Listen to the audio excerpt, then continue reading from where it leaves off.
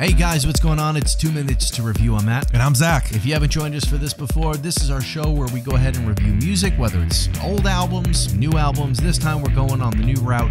And this is actually going to be an album that Zach heavily recommended that we check out. Zach, what do we got? Well, now the pressure's on me because in case, no one likes it. But I think everyone is going to like it. Wink, wink. It's the Raconteurs' new album, Help a Stranger.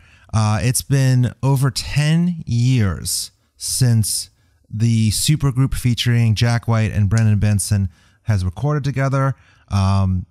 Sorry, this might reveal a little bit more than we should, but Consoles of the Lonely is one of my favorite albums from that year, 2008, but I still loved it. So I was so excited when the band announced late last year that they were getting back together for a new album.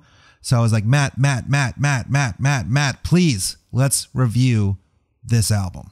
I kind of want to go first. I kind of figured you'd want to go first. Yeah, because I'm afraid of your review, to be honest. Well, you gotta wait and find out, just like everybody else. Yeah. All right, so I've got the official Epic Footnote timer device. Still waiting on Rolex or Timex to sponsor it, but any company. It doesn't need to be a watch company. Anyone who wants to sponsor the official timekeeper.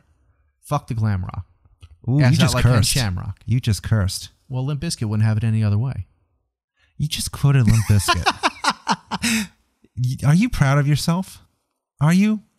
Maybe. Ugh, I'm disgusted. Anyway, tell me when.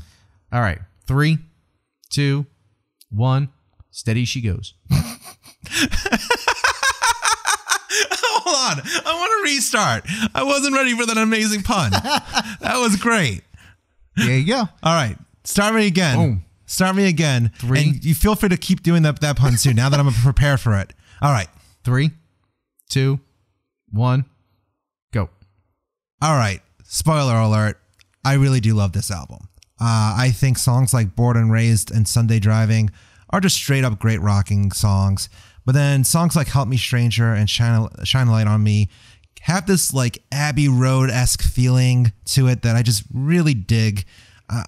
I'm just excited to hear Jack White and Benson sing together again after so many years. I mean, just that alone is a treat in of itself. And it really reminds you that as great as Jack White is on his own, to hear him with the band, it is something special. It's just a really incredible rock album that still has a vintage side to it, while even a sense of like modern influences going with it, whether it's the unique instruments that they included on certain songs, or even just the style of recording. The band made us wait a few years, but in my opinion, it was worth it. Okay, we have a time. Alrighty. I already know I'm on the short side, and I feel like I forgot to say something, but it was worth it. Okay. What is your star? 4. 4. 4 okay. star. I will. Oh yes, here is something I don't care. It doesn't matter if it's not in the review. I definitely felt that Consoles of the Lonely had a little bit more of a lively feel to it. Mm-hmm. But at the same time, I could still envision the band in the studio recording this and being into the recording process in the studio. So this is definitely more of a studio album versus a lively album, but still love it. All right. All right. Are you ready? I think I am. Alrighty. 3, 2, 1, go. All right, I'm going to start out by saying this, and if you're listening to this review, you probably know who they are already, but if you don't like classic rock and you don't like Jack White's creative genius or anything that Jack White has ever brought to the table, you are not going to like this. However, with that being said, there is a ton of creativity that goes on throughout this entire album. The creativity of the like 70s styles, guitars on Only Child kind of really harkens back to one of the biggest bands at the time. I'm not going to say the band's name because this album deserves its own credit. Only Child, it tells a great story through the eyes of a man who considered actually leaving his only child to escape responsibility. But then right after that, they very interestingly follow up with another song called Don't Bother Me, that deals with modern day issues and shortcomings in a style that I would describe as like 80s punk with a classic twist of Jack White in there. So it's a very cool sound that they have on this one. There's also a couple of other songs on here that really stand out to me. One of my favorites on the album, Now That You're Gone. It's a very classic rock sounding, maybe in the style of Beatles, maybe a little Jeff Buckley mixed in there. Dare I say that Live a Lie sounds kind of like a Beatles Nirvana Sonic mashup that really only the Raconteurs can end up getting away with. And then toward the end of the album, Thoughts and Prayers, it's really just a mellow masterpiece. Just the sheer sound that they get on this track, it's incredible. The violins, the mandolins, acoustic guitars, everything that they kind of blend together in this track just stays amazingly well put together. Nothing really ever overpowers one another. And it also stays true to who the Raconteurs are. And I really enjoy the album from start to finish. I'm not going to lie. So before we started recording, I was like, oh, I have a feeling Matt is going to like this album. And then you were like, before we started recording, you were making I was starting to get a bad feeling that you might not like this album. I was going to be really disappointed. I'm glad to hear you liked it. I'm relieved. See, I told you didn't know. Yeah, I don't know. People always say that we know each other so well. I don't know you. No, not on this one. So what would you give a star ranking? I would give it the same as you. I'd give it 4-star. And I really feel like they kind of went all out because who knows if this is going to happen again? Maybe it will. Maybe it won't. I mean, they made us wait like 10 years in between the albums. So here it is. And yeah, like I said, if you don't like anything Jack White's done, this is not going to change your opinion. Yeah, I agree. It's very in that same style that Jack White always does. It's old timey. They always manage to find some other way to do something that's old timey. And I forget which track it was, but the beginning of it skipped. I'm thinking, I'm not listening to a CD. Help Me Stranger. Yeah. The second song. Yeah. I actually always kind of liked that. I was like, oh, wait, something wrong? Oh, no, that's fine. Nope. They did that on purpose. We've been conditioned. Anytime it skips, there's something wrong. It's interesting because, yeah, like Jack White definitely does have an old-timey vibe to him, but then like Brendan Benson just has, his voice is a little bit more modern, but it still perfectly complements Jack White in a weird way. Everything is so complimentary on here. There's so much contrast, yet it's so perfectly well done together. And then, like I mentioned, Live a Lie, it really does sound like if the Beatles had some grunge to them. No, I agree. I think that's a really great description of it. It sounded really good. And then what was it? Don't Bother Me. That one, if you've ever seen, and this is immediately where my mind went when I heard this song, is if you've ever seen the documentary for Sound City. Yeah.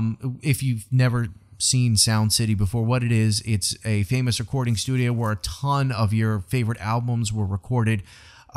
Just like Damn the Torpedoes from Tom Petty, Rage Against the Machine, Nevermind, just a whole slew of classic albums were recorded there. To give you an idea of how big it was, I mean, Dave Grohl directed and produced this documentary. He did the whole documentary. I mean, just Dave Grohl in general. One of my favorite scenes from that entire movie was he was talking with Rupert Neve, the guy who actually built the board, who was in the studio.